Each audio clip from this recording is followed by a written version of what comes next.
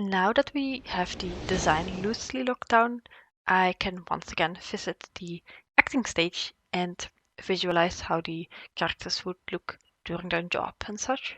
I approach them the same way I would normally, but instead of searching for what her personality is, have kind of already landed on something, and now is the time to want to showcase what we decided through sketching. So it's about really injecting the humanity and life into the character that is now currently still a bit static. I definitely wanted to emphasize the interaction between the brewer and the teapot companion. To me, it was pretty solidified that these both were more or less opposites in personality, so that they can play off of each other a lot better.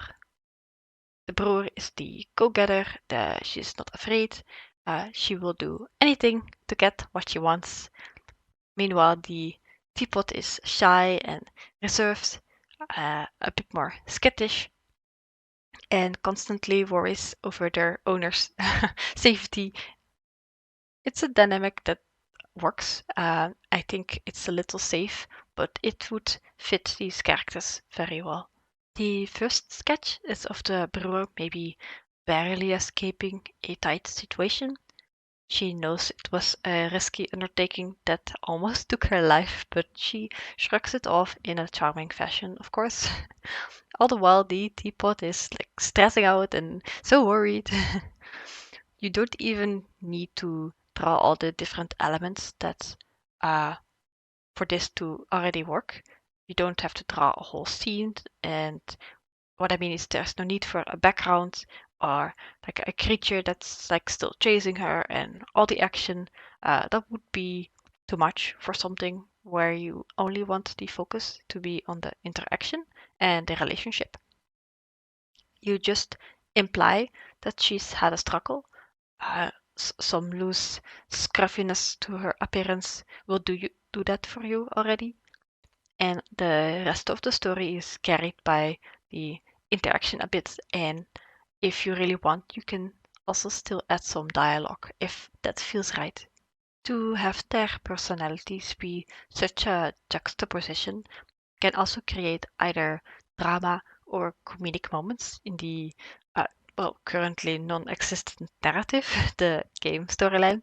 If there was a team currently writing out the storyline, they would have an easier time coming up with how the brewer and the companion would interact or react to danger or surprises and such. That's also mainly what I think could be the most valuable part in these. If a team of people looks at her a portrait like this and they all get the same energy from her, they will be more on the same page on how she would be as a person, and the creatives will write or model or draw her in the same way as the others would. Like there is less miscommunication on who she is. The character would be writing the story instead of the story just taking the character along without consideration to if that would even fit her. With the second piece, I wanted to start a series of full body gesture focused sketches that just show how in-game scenarios could look like. Here she's reaching for something important to her. She's risking a very deadly fall, but is unfazed by it, of course, and the teapot has none of it and is anxiously pulling her back. After a long rest and an intense brainstorming session, you're ready to go out again. And you're excited because you've gotten a clue last time that there was this high-grade, rare ingredient hidden in the depths of the swamp. And you've mapped out a general area during your rest. You know technically where it could be. You've never been there and it's probably a little dangerous. And you might or might not be low on resources, but that doesn't deter you at all. You set out to search anyway. You make a mental note to also check out the waterfall area you passed by last day for some hidden secrets. After some highly humiliating failed tries, you finally get there. You use the grassicle that you hastily crafted last night for this specific moment and take the TRS mushroom and bring it with you for some high-grade brewing later. You might be wondering, mushroom tea, really? I don't know. I'm not a tea expert. She is. She'll know how to work with it, I'm pretty sure. Uh, Meanwhile, little T is just happy they are still alive and is currently making small talk with a butterfly, of course. Here they are after a long day of journeying and unnecessary risk taking. They finally settle down and take a rest in this self made little home for the night. During this drawing, I was wondering um, what if there was like a day and night cycle in the game, and during the day, you do all this journeying, searching, gathering, and running for your lives, of course. And by the end of the day, you have to set up camp or find a safe space to rest. You might have to search for like predetermined places that are appropriate for resting, or you have to make one yourself on the spot with resources you had to collect throughout the day. And once you uh, once you created it, you could enter and maybe a different mode starts, like a calm hub that's the complete opposite in energy. It's the place where you can look through everything you found, and you can sort through it, clean up your inventory, study the map, and set up your travel plan for the next day. And maybe finish up by doing some brewing if the teapot is not too sleepy. It actually sounds like a fun management system. Like through the day, you're traveling, running, searching, all the intense activity happens then, and you then only being able to plan, manage, and organize and brew at night when you're safe. Sounds like a nice balance to have for this game. This mechanic would also still fit the narrative. We're walking through the night at a small but cozy firelight, and the teapot is sleeping, it's raining outside, but she's still herself, being this unstoppable force of energy that just wants to create her best blends. I've always liked it when games overlap these cooking, crafting, or resting mechanics with actual characters doing something related. Like, for example, in The Witcher, you can pass time on a whim with a mechanic, but it's implied that your playable character is meditating during this, which fits so natural. They could have just faded to black screen, but this addition just adds so much to the immersion.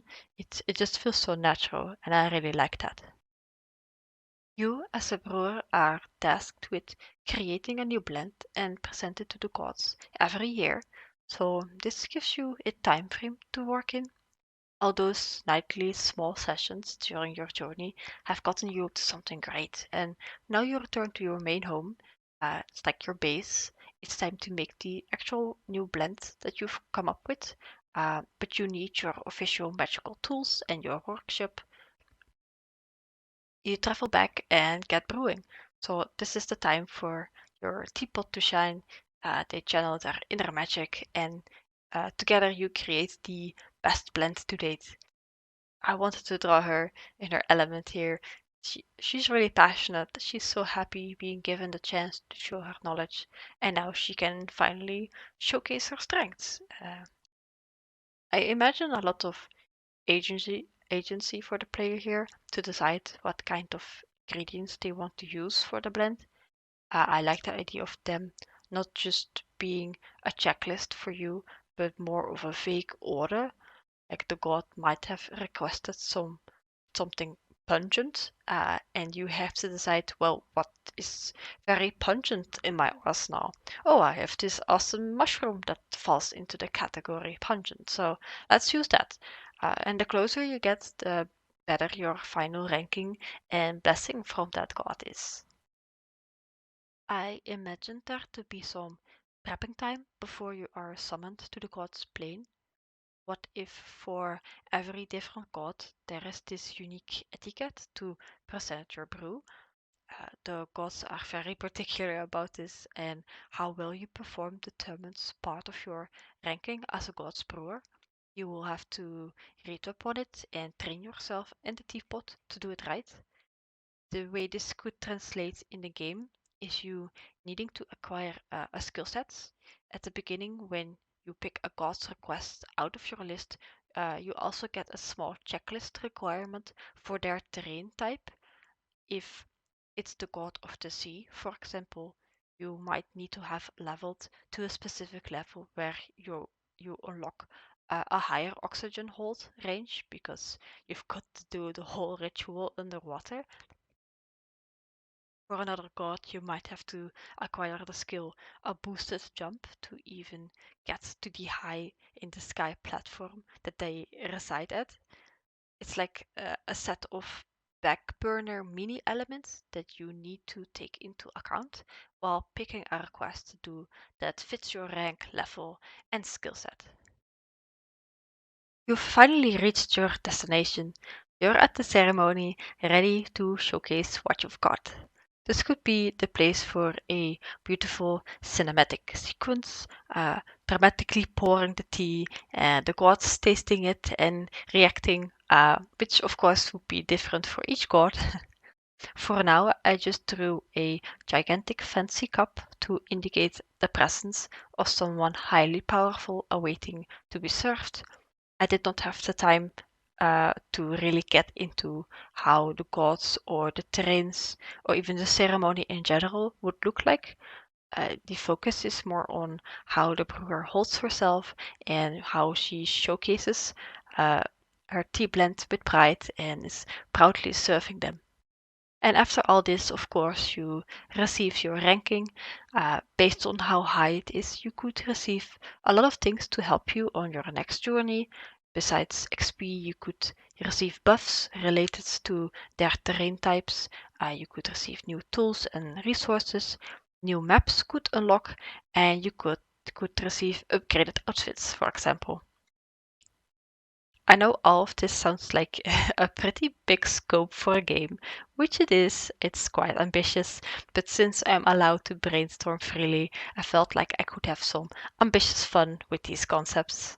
I had the vague idea in mind to have all these drawings connect somehow, and it felt the most natural to outline what the game could look like for her, from the first gathering ingredients to the experimenting with the blends, learning the ropes for the showcasing, and in the end, finally doing the final showcase to the gods.